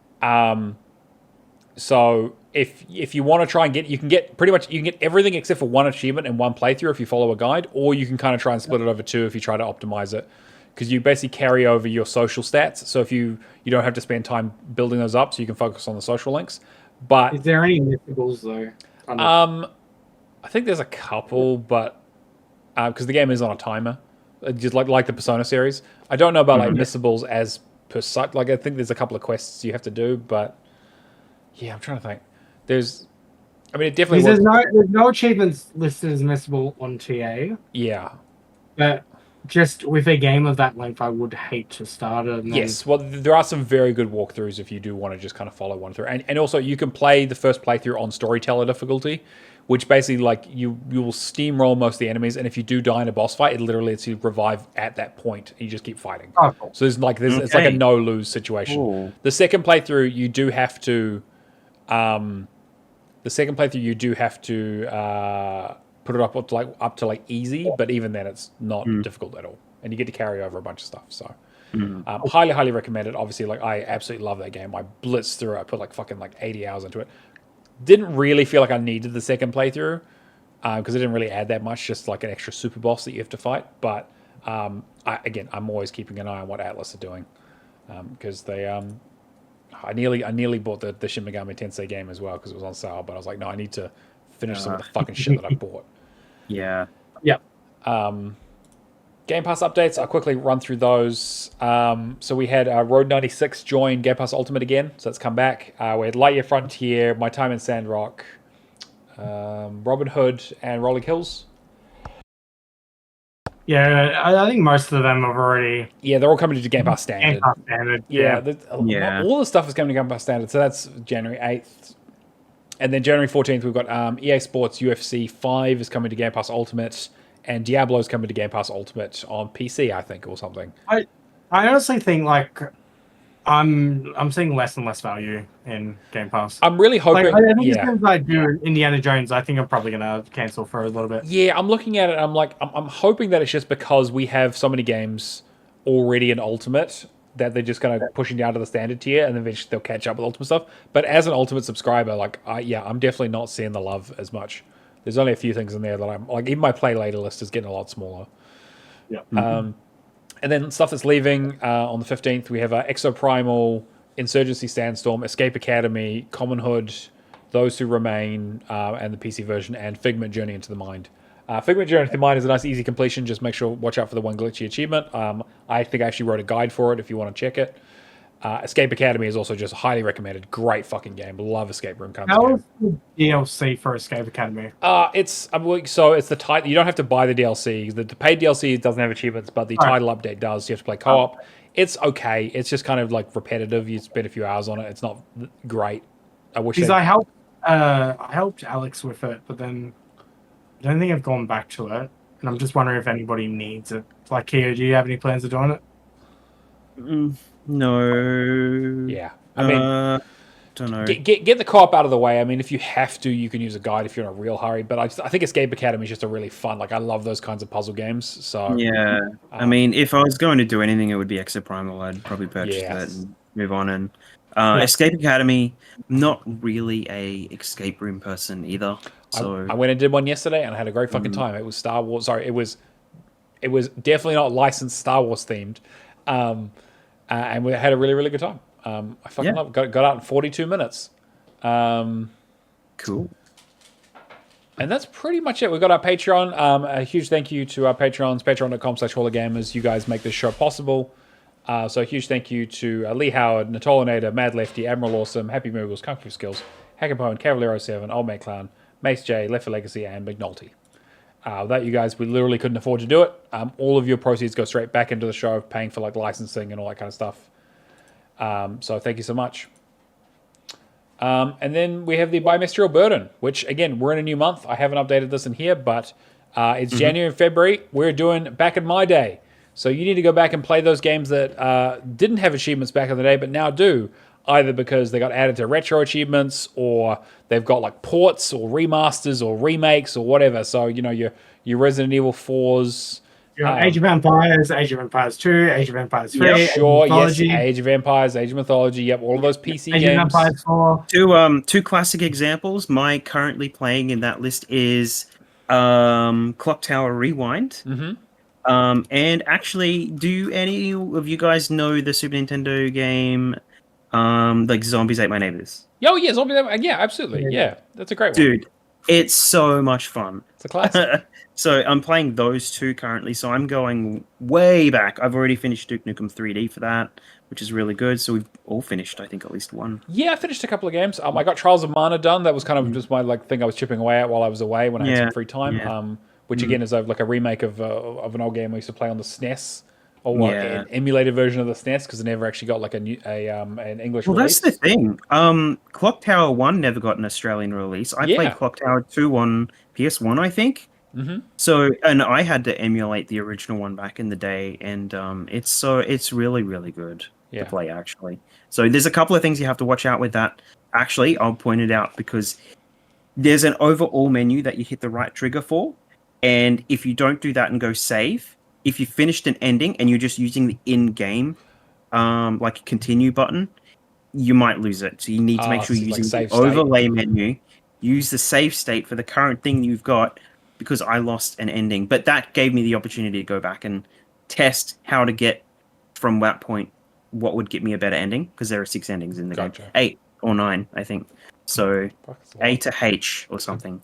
It's really good. It had lots of endings, and there's like a very close conditions for like A, B, and C, but there's also an S ending that's not actually listed until you find it. So yeah, really good.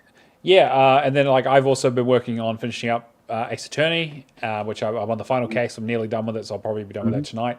And of course, Legacy of Kain, which again I kind of briefly mentioned. I've just started Soul Reaver, about halfway through it.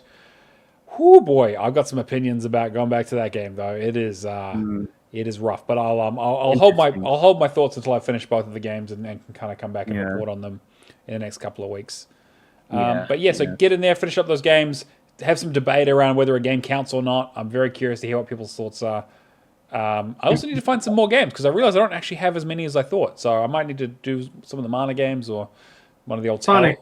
All the old Sonic games. Sonic games count, yes, sure. Sonic's, the Mega Man games. Mega Man games, Mega Man's a good, very good shout. Yeah, absolutely. Castlevania stuff you haven't done. Heaps of stuff. So, all right. And I guess that's pretty much going to bring us to the end of the show. Is there anything else we want to shout out before we head off? No. Why would Hyperkin do this to us? Why would they release a PlayStation-style controller? Yeah, I don't know how dare they? How fucking dare they? How dare they? Yeah, there's not a huge amount happening in the news front, so we're probably we'll do another episode. We'll divvy up a time for the next one. So we'll see when that one comes out. I'm going to try and get them as close together as possible, but obviously I need to work with schedules with these fucking Americans. But no, they need a break too. But I think that's going to wrap up episode 152 of the Xbox Hall of Gamers podcast. A huge thank you to Keo and Cameron for sitting with me and gasbagging with this and working with me on putting this Game of the Year list together. It definitely came together a lot quicker than last year's. Yeah. Well, I think we got a really good method. I was going to say, I just knew that he was going to fight for metaphor, and I thought, we can have an hour of back and forth. Yeah, that's fair. But I also... Or we could just accept the fact that he really liked it, and nobody else here is going to play it. And you just have to take my word for it, yeah. I think, but I also think that, like, 2024 was a pretty good year for video games, even though at the start of it, again, like we say every year, we're like, oh, I don't really feel like much is coming out this year. I think we definitely had a few more surprises than we were expecting, but also 2023 was a crazy year. So, very curious to see what 2025 is. We've got a lot of stuff lined up, like that's due to come out. I'm very excited to play. The interesting thing for me is at least 5 of those games are based on pre-existing IP. True. This is true.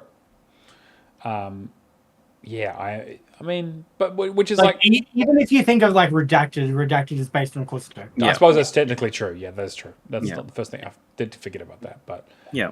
Well, it just means the quality's going up, then, isn't it? Yeah, these, I guess so. I mean, it's a good sign that these games are not shit. I think they're being respected. Like yeah. three games we talked about tonight, at least, were all like even with Suicide Squad, they all respect the IP, like hugely respected the IP. Yeah, from big properties, and normally they just get. Yeah, normally they don't give a fuck. 10 years ago, they would have just been in the dirt and just have these cheap platformers or whatever. So yeah, and then I think we'll probably do in a few weeks maybe a bit of a looking forward as to what's coming out over the next 12 months that we're excited about, and we'll see how much of those things end up on a Game of the Year list at the end of the year. But yes, that's been episode 152. We will catch you guys next week. See you later. All right, peace out. Bye everyone.